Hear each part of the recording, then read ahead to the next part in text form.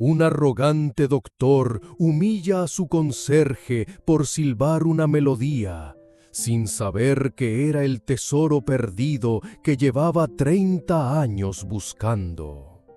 Lo que ocurre a continuación no es solo justicia, es una lección sobre la soberbia que le costará absolutamente todo.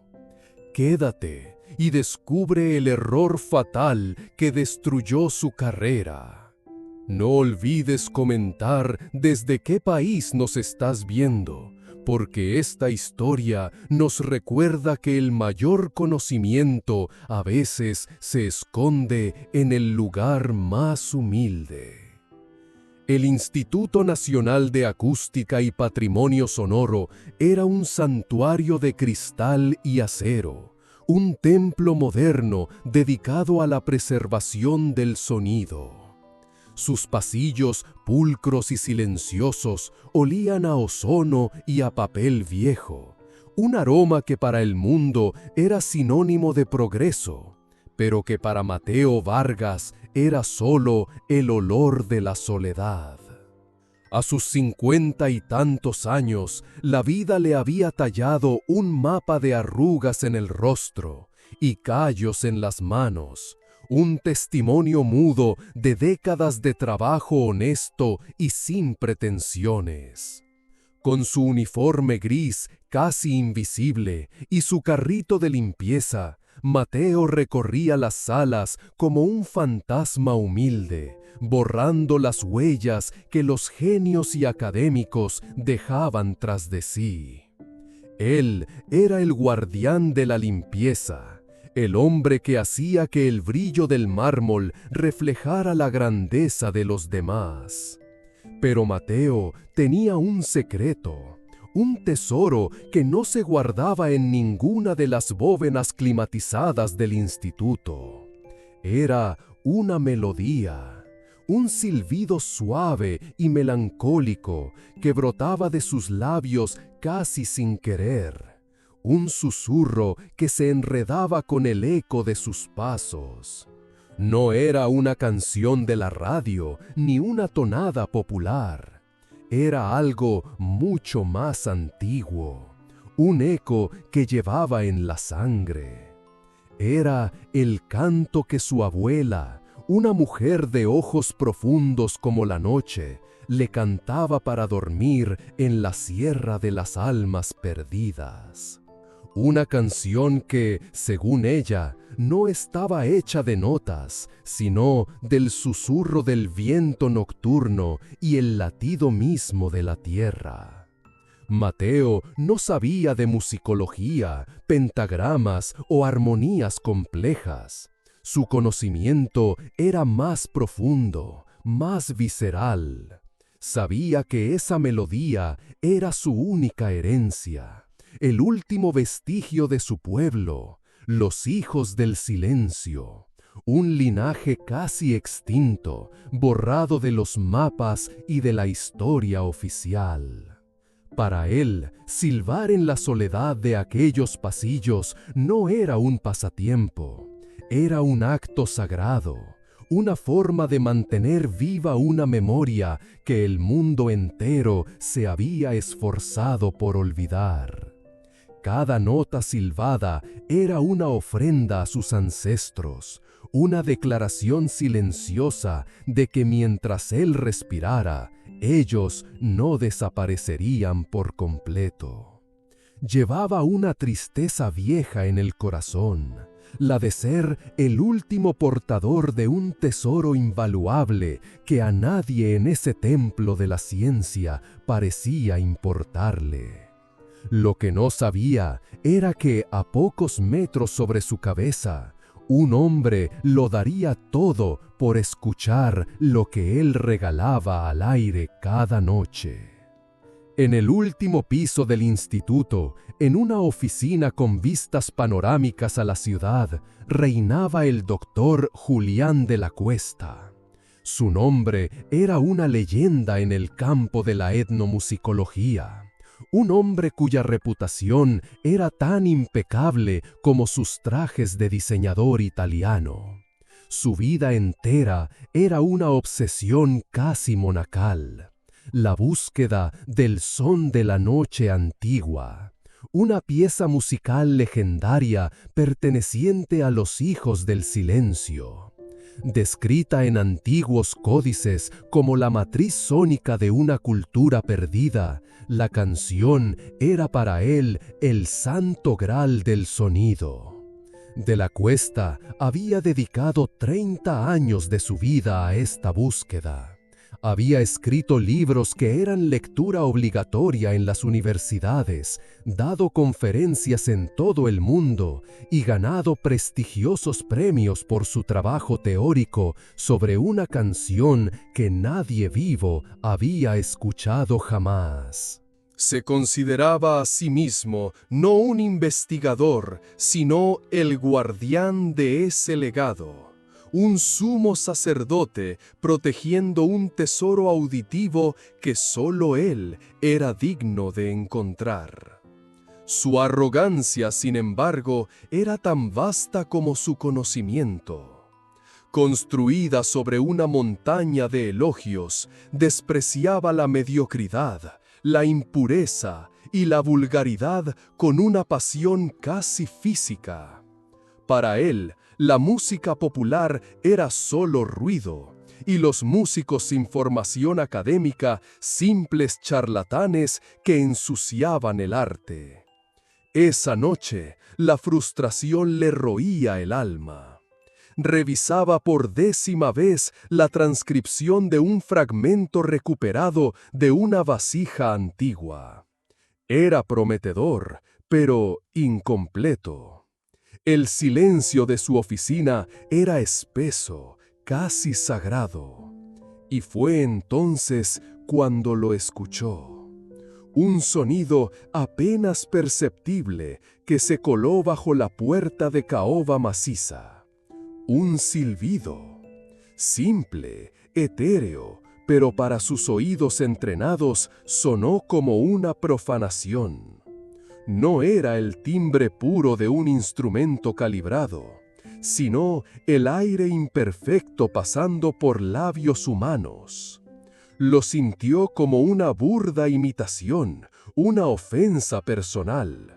La sangre comenzó a hervirle lentamente en las venas. Cada nota silbada era un insulto a sus 30 años de dedicación. Alguien, en su santuario, en su templo del sonido puro, se atrevía a manchar el aire con una melodía callejera, una tonada de gente común que pretendía, con una ignorancia insultante, rozar la grandeza de lo que él protegía. Con tanto celo. Se levantó de su silla, su rostro una máscara de fría indignación.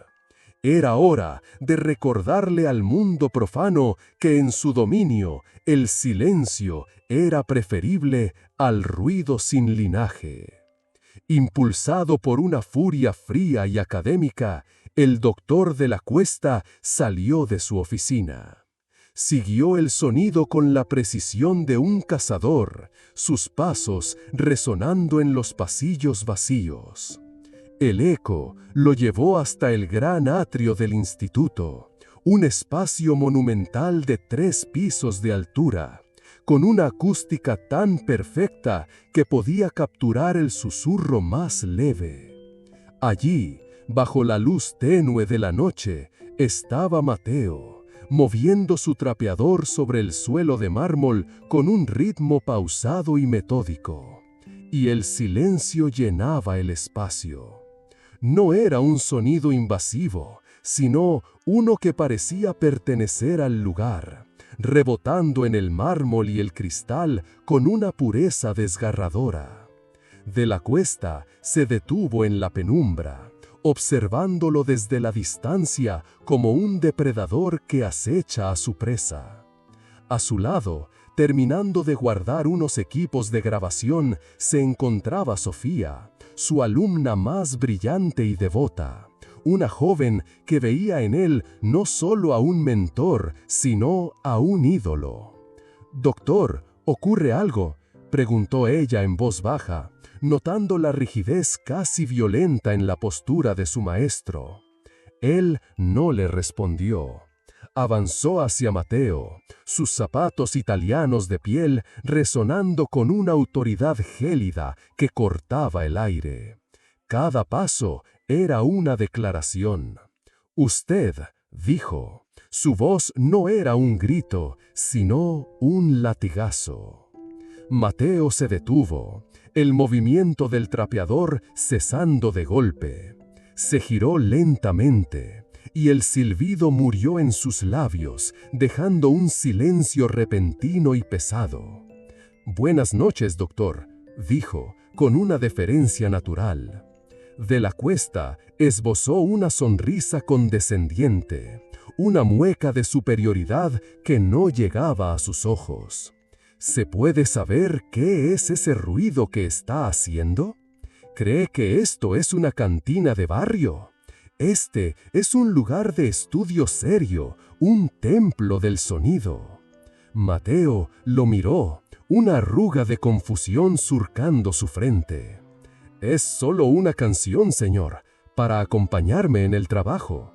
La risa de la Cuesta fue seca y cruel, un sonido feo que rompió la paz del atrio.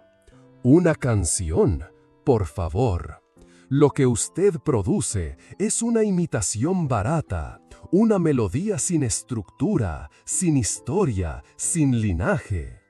Está usted en el Instituto Nacional de Acústica. Aquí respetamos el sonido en su forma más pura. Le exijo que deje de profanar este espacio con su vulgaridad». Las palabras rebotaron como latigazos entre la multitud de sombras, cargadas del peso de un desprecio absoluto. Para él no era una simple corrección. Era una defensa de su mundo contra la invasión de lo común. Las palabras del doctor cayeron como piedras en el silencio del atrio. Sofía sintió que el suelo se le abría bajo los pies, un vértigo helado que le subía por la espina dorsal. Admiraba a su mentor. Su intelecto era un faro que había guiado su carrera, pero la crueldad desnuda en su voz la dejó paralizada. Era un veneno que no esperaba. Mateo, sin embargo, no se inmutó. No retrocedió ni un centímetro.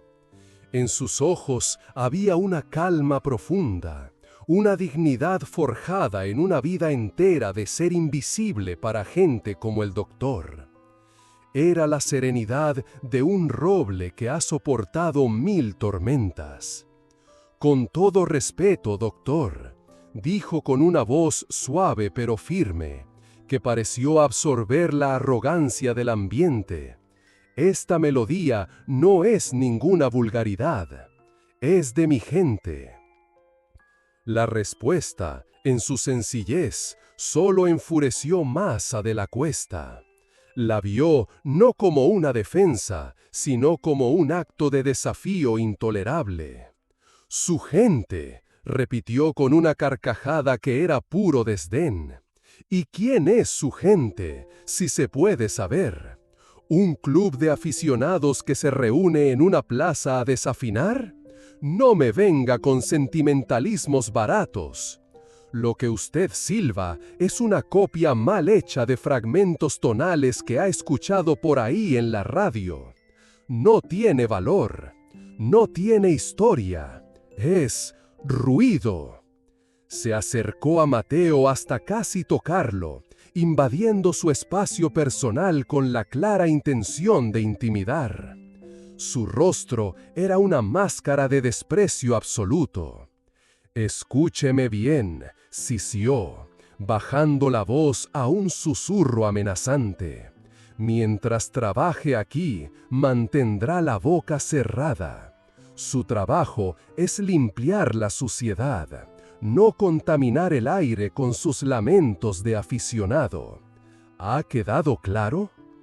Mateo apretó la mandíbula. Un nudo se le formó en la garganta, pero no era de miedo, era de una tristeza vieja y profunda.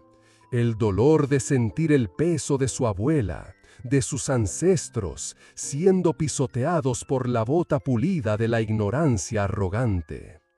Asintió una sola vez, en silencio, pero sin bajar la mirada. Sus ojos, fijos en los del doctor, eran una declaración de guerra silenciosa. Sofía, observando la escena desde la sombra, sintió una vergüenza que le quemaba las mejillas. La estatua de su héroe intelectual se estaba resquebrajando frente a ella, revelando algo feo, pequeño y mezquino debajo del brillante barniz de genialidad. Sin saberlo, acababan de cometer un error fatal. Mateo reanudó su trabajo en un silencio pesado. Cada pasada del trapeador sobre el mármol era un acto de resistencia silenciosa. De la Cuesta, satisfecho con su demostración de autoridad, se dio la vuelta y se dirigió hacia Sofía con aire triunfal. «Que esto te sirva de lección, Sofía», le dijo con la voz impostada a su discípula. «La autenticidad es precisa, es una ciencia. No se encuentra en la sentimentalidad ignorante de la gente común. Nuestro deber es proteger el patrimonio de esta contaminación». Pero sus palabras, que antes habrían sonado a sabiduría pura, ahora sonaban huecas y crueles. Mientras el doctor se alejaba por el pasillo, con la espalda recta y el ego inflado, Sofía se quedó paralizada. El eco de la humillación resonaba en el atrio, y una imagen se negaba a abandonar su mente. La mirada de Mateo. No era una mirada de odio ni de miedo, sino de una dignidad tan profunda e inquebrantable que parecía anclada a la tierra misma. Y luego estaba la melodía. Tampoco podía olvidarla. Había algo en ella, una estructura extraña y una cadencia hipnótica que no encajaba con la descripción del doctor. No era una copia mal hecha, tenía una identidad propia, una tristeza que se sentía antigua. La duda, como una pequeña semilla venenosa, empezó a germinar en su alma. ¿Y si el doctor se equivocaba? La sola idea era herética. De la Cuesta era una autoridad mundial, una leyenda. Dudar de él era como dudar de la gravedad. Pero la disonancia entre su crueldad y la extraña belleza que había escuchado era demasiado grande ignorarla. Con un impulso que no pudo controlar, sacó su teléfono. Discretamente, mientras Mateo trabajaba en el otro extremo del atrio, activó la grabadora de voz. Fingió revisar sus notas, pero sintió que el corazón le latía con una fuerza desbocada en el pecho. Esperó, conteniendo la respiración. Unos minutos después, casi inaudible, como un secreto compartido solo con la noche, Mateo volvió a silbar su canción. Esta vez era más suave, más púntima, un lamento solo para él. Sofía capturó 30 segundos de ese eco melancólico. Se sintió como una ladrona, una traidora, pero también se sintió como una verdadera investigadora a punto de cometer un acto que podría cambiarlo todo. Un acto de traición, o quizás de verdadero descubrimiento. Al día siguiente, Sofía no pudo concentrarse en ninguna de sus clases. La melodía grabada en su teléfono la obsesionaba. Era un fantasma sonoro que la perseguía por los pasillos del instituto. Por la tarde, Cuando el edificio comenzó a vaciarse y solo quedaban las luces tenues de seguridad, se dirigió al laboratorio de análisis espectral. Era un cuarto frío, lleno de equipos de alta tecnología que parecían sacados de una película de ciencia ficción. Se sentía profundamente culpable, como si estuviera espiando a su propio padre, pero la necesidad de saber, de confirmar si su intuición era una locura o una revelación, era mucho más fuerte. Con manos temblorosas que apenas podía controlar, transfirió el archivo de audio a la computadora principal. Abrió el cromógrafo sónico, el programa de análisis más avanzado del mundo. Una máquina capaz de desglosar cualquier sonido en sus componentes fundamentales y compararlo con una base de datos global de cada pieza musical jamás registrada. Inició el análisis. La pantalla se llenó de ondas complejas, de picos y valles de colores que danzaban como un espectro digital. Sofía esperaba que el programa lo identificara como una derivación de alguna canción popular, probando que el doctor tenía razón y que ella solo estaba siendo sentimental. Pero no fue así. Después de unos minutos que le parecieron una eternidad, el programa emitió un pitido agudo y seco. El resultado apareció en letras mayúsculas y rojas, y cada palabra le heló la sangre en las venas. Coincidencia no encontrada. Estructura armónica única. Origen desconocido. Sintió como si le hubieran arrojado agua helada. Pero lo más impactante estaba en la sección de análisis estructural, en las notas al pie de página generadas por la inteligencia artificial. El programa destacaba una complejidad modal inusual y un uso de microtonos, notas intermedias que no existen en la escala musical occidental, que, según las propias publicaciones del Doctor de la Cuesta, eran las características teóricas del perdido y legendario son de la noche antigua. Era imposible. Era una herejía científica. Era una pieza de folclor silbada por un hombre humilde con un trapeador.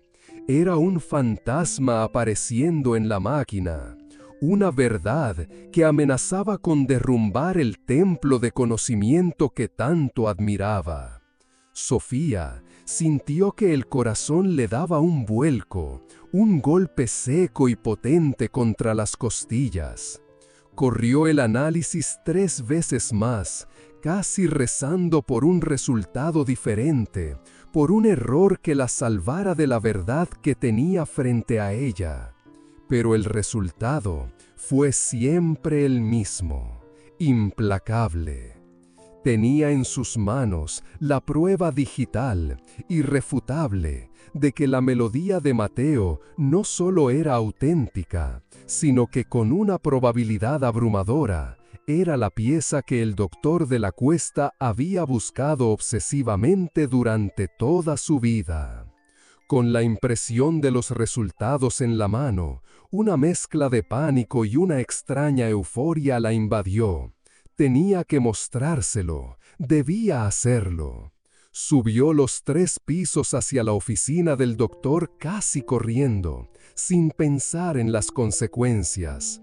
Entró sin llamar, un acto impensable hasta ese momento. Él levantó la vista de sus papeles, sus ojos pequeños y duros clavándose en ella, visiblemente molesto por la interrupción. «Sofía, ¿qué son estos modales? Estoy ocupado». Ella, sin aliento, dejó los papeles sobre el enorme escritorio de caoba. Las hojas temblaban en sus manos. «Doctor, tiene que ver esto». Es sobre la melodía de anoche, la del señor de la limpieza. De la Cuesta la miró con una ceja levantada, y una sonrisa burlona y cansada se formó en sus labios. ¿Todavía con eso? Creí haber sido lo suficientemente claro. Es un tema zanjado. Cogió los papeles con el desdén de quien recoge basura, pero al empezar a leer, su sonrisa se desvaneció. Su rostro se transformó en una secuencia de emociones que Sofía nunca había visto en él. Pasó de la arrogancia a la incredulidad y de ahí a una palidez cerosa que le dio un aspecto fantasmal. Vio los gráficos espectrales, las notas precisas sobre la estructura microtonal, la conclusión devastadora del programa. Única. El papel casi se le cae de las manos. Tragó saliva y el sonido de su garganta seca resonó en el silencio de la oficina. Por primera vez en décadas, el gran doctor Julián de la Cuesta, el titán de la acústica, dudó. Levantó la vista hacia Sofía y en sus ojos ya no había superioridad, solo una pregunta desnuda y desesperada. ¿De dónde sacaste esto? Lo grabé, confesó ella, su voz apenas un susurro. Y lo analicé. Él se levantó de golpe, comenzando a caminar por la oficina como un león enjaulado. Es un error. Tiene que ser una anomalía del software, una coincidencia imposible. Pero su voz carecía de la convicción de siempre. Era el murmullo asustado de un hombre cuya fe acababa de ser destrozado por los datos. Esa misma noche, Sofía y un visiblemente alterado doctor de la Cuesta esperaron a Mateo en el gran atrio. La tensión era tan espesa que se podía cortar con un cuchillo. Cuando él llegó, empujando su carrito, con la misma rutina de siempre, se sorprendió al verlos. Sus ojos se posaron en ellos, su rostro una máscara de tranquila cautela. Fue Sofía quien habló primero, y su voz, a diferencia del día anterior, estaba llena de un respeto profundo que rayaba en la reverencia. Señor Vargas, Mateo, necesitamos, por favor, hablar con usted sobre la canción que silba. Mateo los miró, su mirada pasando de Sofía al doctor y de vuelta. De la Cuesta, incapaz de contener la tormenta que se arremolinaba en su interior, intervino bruscamente. Esa melodía, ¿dónde la aprendió? Responda, es de suma importancia. Su tono seguía siendo autoritario, pero ahora estaba teñido por un temblor inconfundible de desesperación. Mateo suspiró. Un sonido largo y cansado que pareció llevarse parte de sus hombros. Ya se lo dije, doctor, es de mi gente. Pero, ¿quiénes son su gente? Explotó el doctor, su control finalmente hecho añicos. Mateo lo miró fijamente, y por primera vez desde que se conocían, Julián de la Cuesta sintió que era él quien estaba siendo evaluado, pesado y medido. Y se sintió pequeño. Mi abuela me la cantaba, comenzó Mateo, y su voz, humilde pero clara, resonó en la acústica perfecta del atrio. Ella fue la última que la recordaba completa. La canción se llama el Ixachi, que en la lengua antigua de mis padres significa el aliento del alma. Hizo una pausa, dejando que las palabras se asentaran. No es una canción para entretener, doctor. Es una oración, un mapa sonoro. Cuenta la historia de nuestro origen, la caída de las estrellas y el camino de regreso a casa. Mi gente eran los hijos del silencio, y yo, hasta donde sé, soy el último que lleva su sangre y su voz. El silencio que siguió fue devastador, absoluto. Julián de la Cuesta sintió como el suelo se abría bajo sus pies. Sintió como si le hubieran arrojado un cubo de agua helada en el alma. El son de la noche antigua, su santo grial, la obsesión de 30 años, tenía otro nombre. Y su guardián no era un académico de traje impecable, sino un hombre humilde, con un trapero en las manos. La verdad no estaba en sus libros ni en sus archivos digitales. Había estado barriendo sus pisos durante años, y él la había llamado vulgaridad. La revelación dejó a Julián de la Cuesta en ruinas. Sentía que el peso de años enteros de mentiras, las suyas propias, le caía de golpe. Su vida entera, su reputación, su magnum opus, todo se basaba en la búsqueda de algo que había despreciado y humillado públicamente. Su primer instinto no fue la humildad, sino el pánico. Y el pánico lo llevó a intentar recuperar el control. Al día siguiente, interceptó a Mateo en un pasillo desierto del área de servicios. Su actitud había sufrido una transformación grotesca. La arrogancia abierta fue reemplazada por una cordialidad falsa y depredadora que resultaba aún más insultante. «Mateo, amigo mío», comenzó, poniendo una mano pesada y paternalista sobre su hombro. Mateo sintió el contacto y se tensó. «He sido un tonto, un absoluto necio. Me dejé llevar por el estrés, pero ahora lo entiendo. Su herencia es invaluable. Quiero ayudarle. Quiero que el mundo conozca su canción, que conozca el Ixachi». Sacó de su bolsillo una chequera y una pluma de oro. El gesto era tan teatral como vulgar. «Póngale un precio, 100,000 pesos, 200,000, lo que sea. Dígame una cifra y es suya. A cambio, solo necesito que me conceda los derechos exclusivos para grabar, estudiar y publicar el Ixachi bajo mi tutela. Seremos socios. Usted tendrá el dinero, yo haré el trabajo académico. Ambos ganamos». Mateo lo miró, y por primera vez desde que trabajaba allí, una leve sonrisa se dibujó en sus labios. Pero era una sonrisa triste, cargada de una sabiduría que el doctor jamás podría comprar. Con un movimiento suave pero firme, retiró el hombro, rechazando el contacto. «Doctor», dijo con calma, «hay cosas que no se pueden comprar. Mi abuela no me dio esta canción para que yo la vendiera en un mercado. Me la dio para que la guardara en el corazón».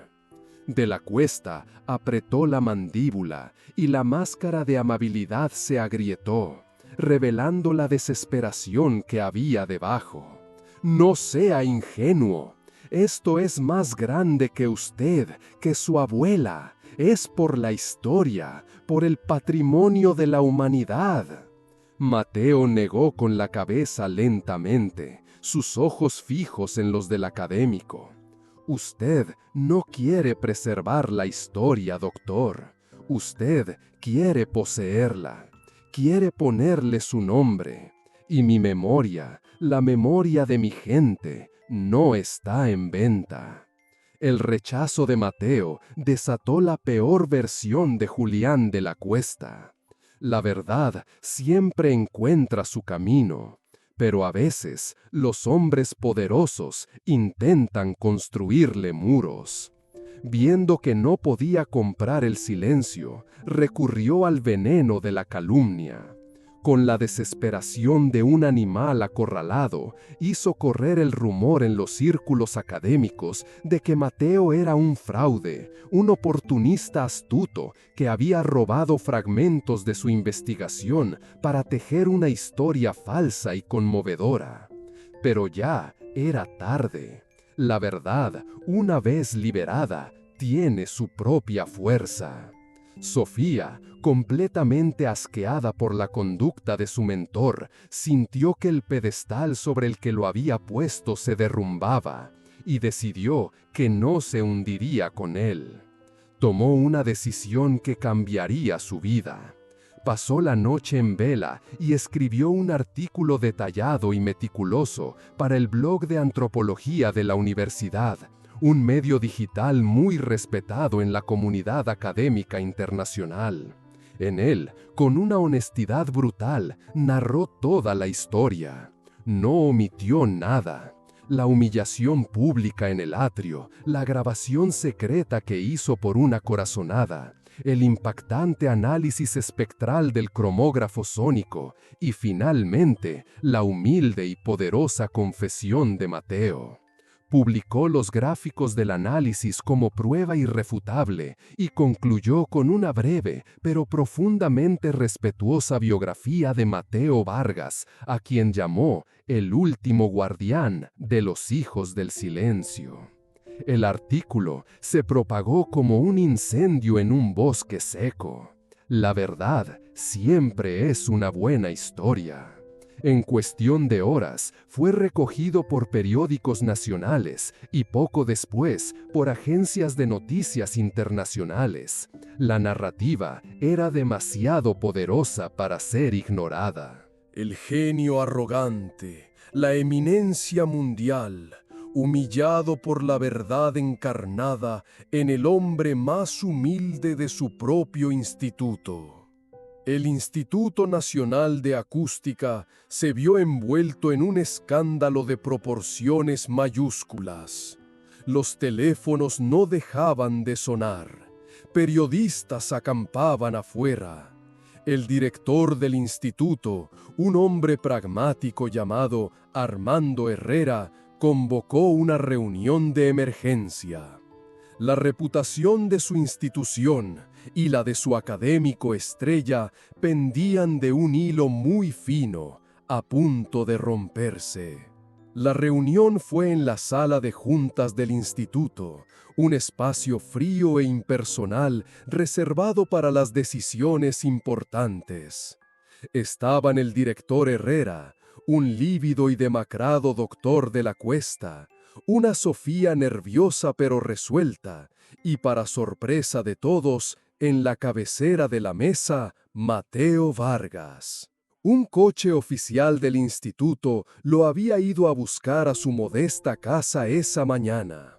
Mateo vestía su ropa de diario, una camisa sencilla y pantalones de trabajo, pero se sentaba con una serenidad tan natural que empequeñecía a todos los demás en la sala. El director Herrera, un hombre de negocios más que un académico, fue directo al grano. Julián, esto es un desastre de relaciones públicas. Tu nombre, que era un pilar de este instituto, está siendo arrastrado por el lodo, y el nuestro con él. De la Cuesta, con la voz rota por la desesperación, intentó defenderse. Es un mentiroso, un charlatán que busca 5 minutos de fama. Y esa chica lo manipuló todo, usó mis propias teorías en mi contra. Sofía, con una calma profesional que sorprendió incluso a sí misma, presentó sus pruebas. La grabación, los análisis del cromógrafo, las fechas, las horas. Expuso los hechos sin adjetivos, dejando que los datos hablaran por sí solos. Pero la prueba final, la que no necesitaba máquinas ni gráficos, vino de Mateo. El director, con un tono que ahora era de sumo respeto, se volvió hacia él. Señor Vargas, ¿sería usted tan amable de interpretar la canción para nosotros?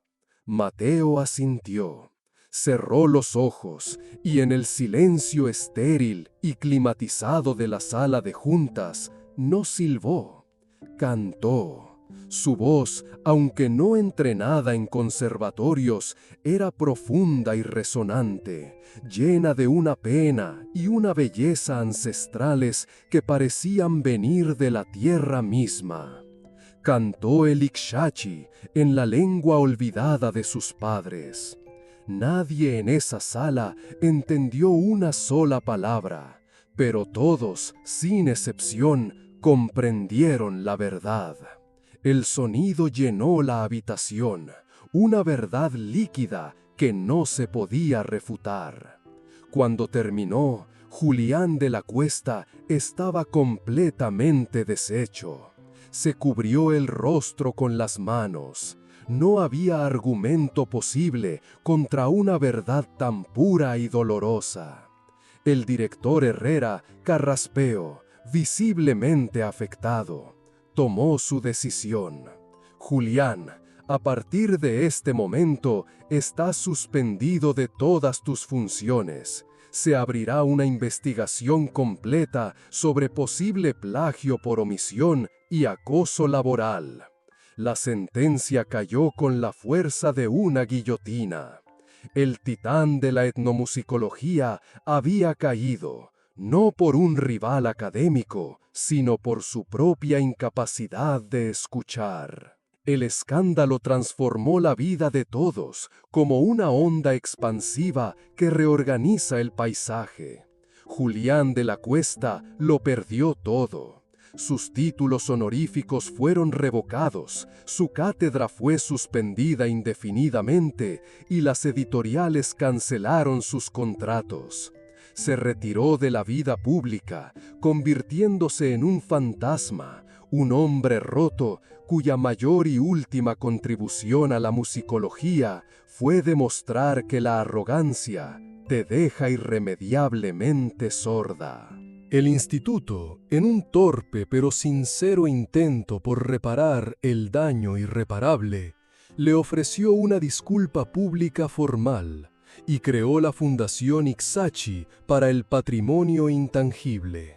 Lo nombraron a él director honorario y consultor vitalicio.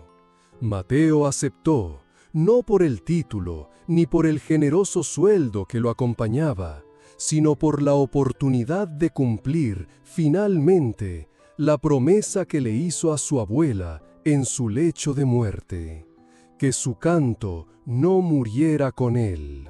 Ya no limpiaba los pasillos del instituto, ahora caminaba por ellos como un maestro.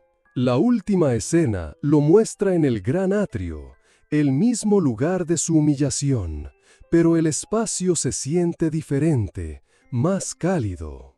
Está sentado frente a un grupo de jóvenes y atentos estudiantes de etnomusicología, y entre ellos, en primera fila, está Sofía, tomando notas no en una libreta, sino en su corazón. Mateo no les está enseñando con libros, ni con gráficos de computadora, ni con teorías complejas. Les está enseñando a escuchar. Cierra los ojos y comienza a cantar de nuevo. Su voz llena el espacio, y esta vez no es un eco solitario del pasado, sino la semilla de un futuro donde el conocimiento y la dignidad finalmente caminan de la mano. ¿Qué habrías hecho tú en el lugar de Sofía? ¿Crees que el doctor aprendió la lección?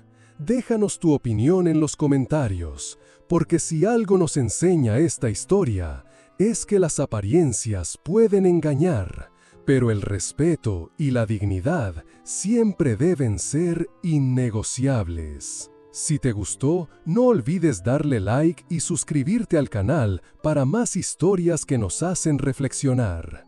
Gracias por ver Historias de la Vida. No olviden suscribirse a Historias de la Vida y activar las notificaciones para no perderse ninguna de nuestras próximas historias. Nos vemos en el próximo video.